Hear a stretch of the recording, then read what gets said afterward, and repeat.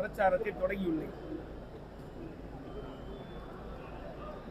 14/12/2003 அன்று இந்திய வானிலை ஆய்வு மையம் 17/12/2023 முதல் தூத்துக்குடி, திருநெல்வேலி, தென்காசி மற்றும் கன்னியாகுமரி மாவட்டங்களில் கனமழை பெய்யும் என்று ரெட் அலர்ட் செய்யப்பட்டது. ஆனால் திராவிட முன்னேற்ற கழக அரசு சென்னையை போன்று மிக்ஜாம் புயல் தென் மாவட்டங்களில் கனமழை முன்னெச்சரிக்கை நடவடிக்கை எடுக்கவில்லை.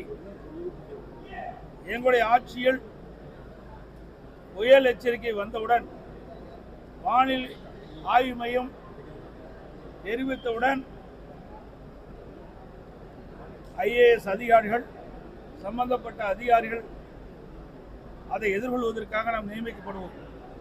ஆனால் திராவிட முன்னேற்ற கழக ஆட்சியில் அப்படி எந்த முன்னெச்சரிக்கை நடவடிக்கையும் எடுக்கப்படவில்லை. அதனால்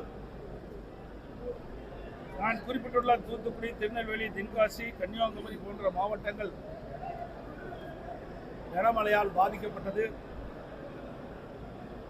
18ஆம் தேதி முதலே எங்களுடைய கழக நிர்வாகிகள், தொண்டர்கள் பாதிக்கப்பட்ட மக்களுக்கு நிவாரணப் பணிகள் ஈடுபட்டனர். 19/12/2023 அன்று உடனடியாக பாதிக்கப்பட்ட 4 மாவட்டங்களுக்கு நான் நேரில் சென்று ஆய்வு செய்து கழகத்தின் சார்பாக நிவாரண உதவிகள்லாம் வழங்கப்பட்டேன். பத்திரிகையாளர் ஊடகங்கள் வந்தீங்க.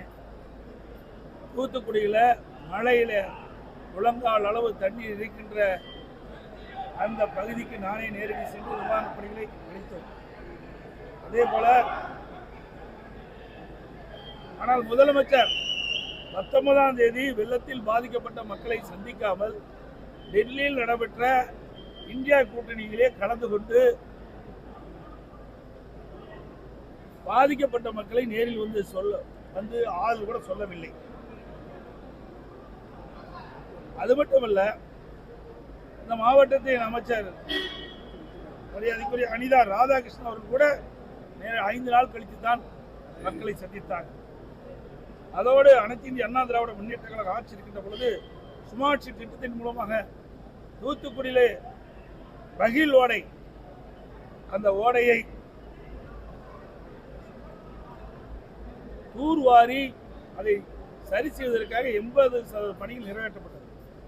இந்த ஆட்சி வந்த பிறகு அந்த 20% பணிகள் நிறைவேற்றப்பட்டிருந்தா அந்த பகுதியில், தூத்துக்குடி நகரத்தின் மைய பகுதியில் அந்த பகில் ஓடை சென்று கொண்டிருக்கின்றது.